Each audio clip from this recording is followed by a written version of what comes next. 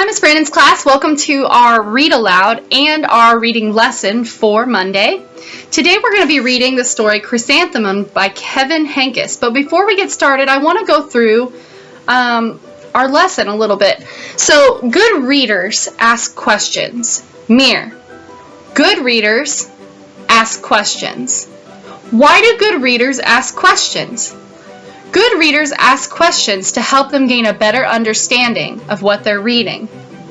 They ask questions before, during, and after reading. This gives them a complete understanding of the text. So let's look at the title here, Chrysanthemum. I wonder, my question is, what is a chrysanthemum? I can take a couple of guesses based on the illustration here on the cover, but I'm not quite sure.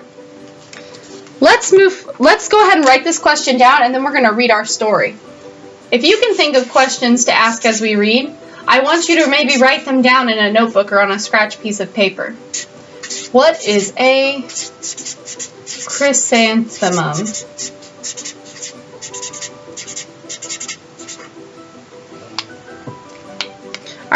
Let's get started. The day she was born was the happiest day in her parents' lives. She's perfect, said her mother.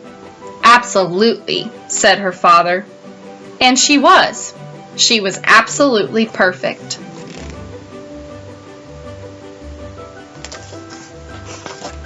Her name must be everything she is, said her mother. Her name must be absolutely perfect, said her father. And it was. Chrysanthemum. Her parents named her Chrysanthemum. Chrysanthemum grew and grew and grew. And when she was old enough to appreciate it, Chrysanthemum loved her name.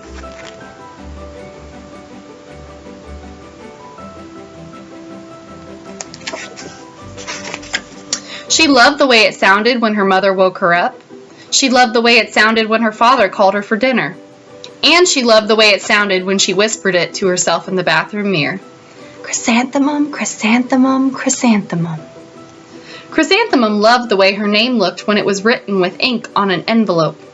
She loved the way it looked when it was written with icing on her birthday cake. And she loved the way it looked when she wrote it herself with her fat orange crayon. Chrysanthemum, chrysanthemum, chrysanthemum.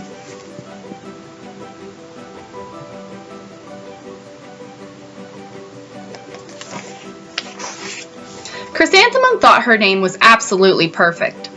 And then she started school. On the first day, Chrysanthemum wore her sunniest dress and her brightest smile. She ran all the way. Hooray, said Chrysanthemum. School! But when Mrs. Chud took roll call, everyone giggled upon hearing Chrysanthemum's name. Don, present. Eve, present. Lois, present. Al, present. Les, present. Kay, present. Max, present. Sue, present. Bill, present. Pat, I'm here. Tom, right here. Sam, present. Ken, I'm here. Joe, present. Rita, present. Victoria, present. Chrysanthemum, present.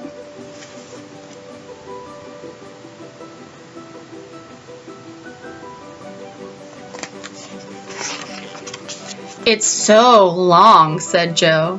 It scarcely fits on your name tag, said Rita, pointing.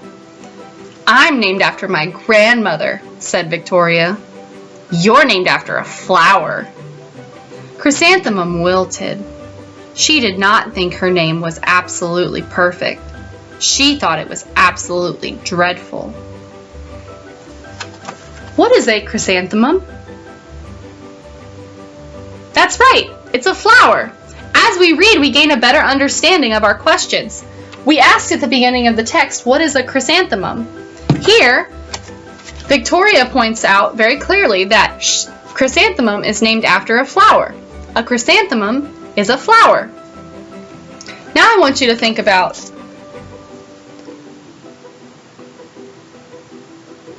Why did Chrysanthemum stop loving her name?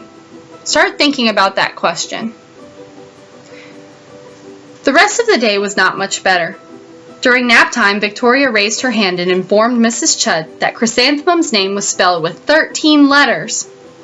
That's exactly half as many letters as there are in the entire alphabet, Victoria explained. Thank you for sharing that with us, Victoria, said Mrs. Chudd. Now put your head down.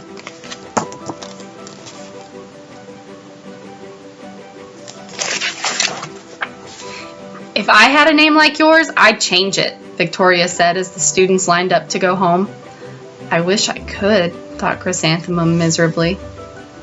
Welcome home, said Mother. Welcome home, said Father. School is no place for me, said Chrysanthemum. My name is too long. It scarcely fits on my name tag. And I'm named after a flower? Oh, pish, said her mother. Your name is beautiful, and precious, and priceless, and fascinating, and winsome, said her father. It's everything you are, said her mother. Absolutely perfect, said her father.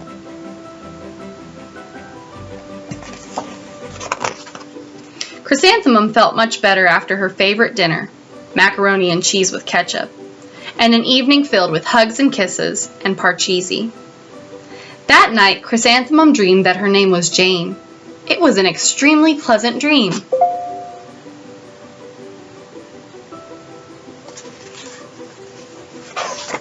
The next morning, Chrysanthemum wore her most comfortable jumper. She walked to school as slowly as she could. She dragged her feet in the dirt. Chrysanthemum, chrysanthemum, chrysanthemum, she wrote. She even looks like a flower, said Victoria as Chrysanthemum entered the playground. Let's pick her, said Rita, pointing. Let's smell her, said Joe. Chrysanthemum wilted.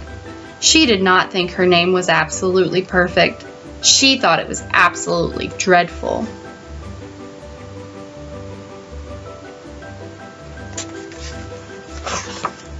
The rest of the day was not much better. During nap time, Victoria raised her hand and said, A chrysanthemum is a flower. It lives in a garden with worms and other dirty things. Thank you for sharing that with us, Victoria, said Mrs. Chudd. Now put your head down. I just cannot believe your names, Victoria said as the students lined up to go home. Neither can I, thought Chrysanthemum miserably.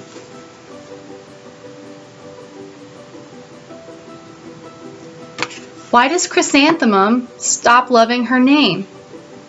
I want you to think about that. Welcome home, said her mother. Welcome home, said her father. School is no place for me, said Chrysanthemum. They said I even look like a flower. They pretended to pick me and smell me. Oh, pish, said her mother. They're just jealous, and envious, and begrudging, and discontented, and jaundiced, said her father. Who wouldn't be jealous of a name like yours, said her mother. After all, it's absolutely perfect, said her father. Chrysanthemum felt a trifle better after her favorite dessert, chocolate cake with buttercream frosting, and another evening filled with hugs and kisses and parcheesi.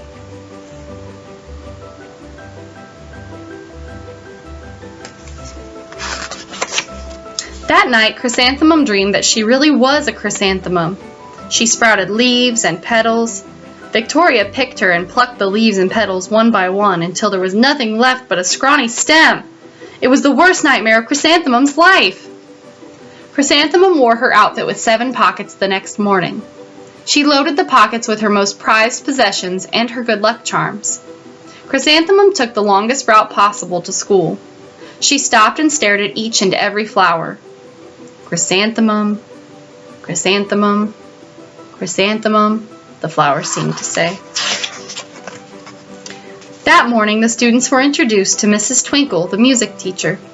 Her voice was like something out of a dream, as was everything else about her.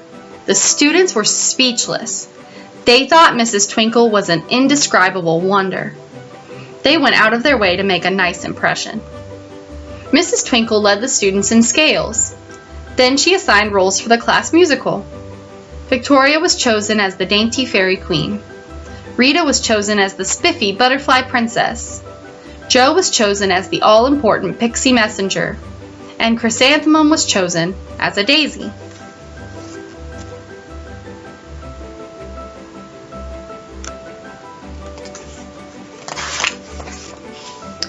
Chrysanthemum's a daisy! Chrysanthemum's a daisy! Joe, Rita, and Victoria chanted, thinking it was wildly funny. Chrysanthemum wilted. She did not think her name was absolutely perfect. She thought it was absolutely dreadful.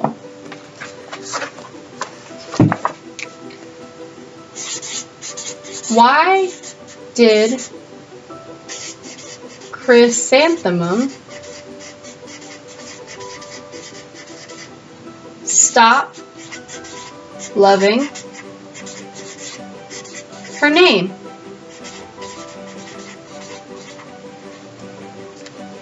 She stopped loving her name because Victoria, Joe, and Rita kept picking on her. That's not very nice. Should we do that to people? Everyone's name is absolutely perfect. What's so humorous? Asked Mrs. Twinkle. Chrysanthemum was the answer. Her name is so long, said Joe. It scarcely fits on her name tag, said Rita, pointing. I'm named after my grandmother, said Victoria. She's named after a flower.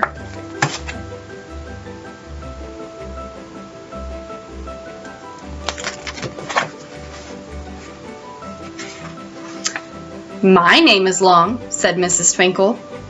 It is, said Joe. My name would scarcely fit on a name tag, said Mrs. Twinkle. It would, said Rita, pointing. And, said Mrs. Twinkle, I'm named after a flower, too. You are? Said Victoria. Yes, said Mrs. Twinkle. My name is Delphinium. Delphinium Twinkle. And if my baby is a girl, I'm considering Chrysanthemum as a name. I think it's absolutely perfect. Chrysanthemum could scarcely believe her ears. She blushed. She beamed. She bloomed. Chrysanthemum, chrysanthemum, chrysanthemum!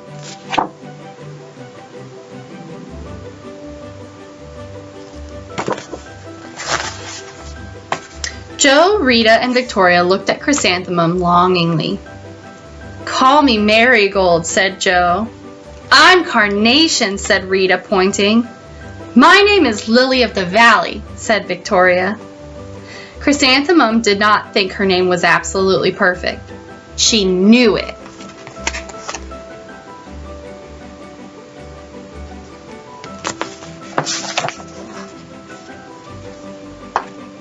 Overall, the class musical was a huge success. Chrysanthemum was absolutely perfect as a daisy. Victoria made the only mistake. She completely forgot her lines as the dainty fairy queen. Chrysanthemum thought it was wildly funny, and she giggled throughout the entire dance of the flowers. Eventually, Mrs. Twinkle gave birth to a healthy baby girl, and of course, she named her Chrysanthemum.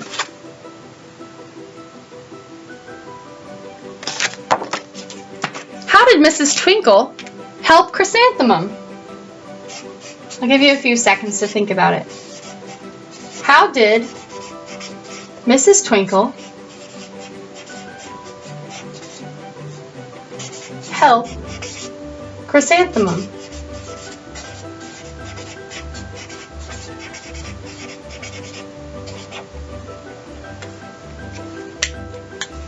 That's right. Mrs. Twinkle helped Chrysanthemum love her name again by telling her that she wasn't alone, and that Mrs. Twinkle also had a long name that wouldn't fit on a name tag. She was also named after a flower.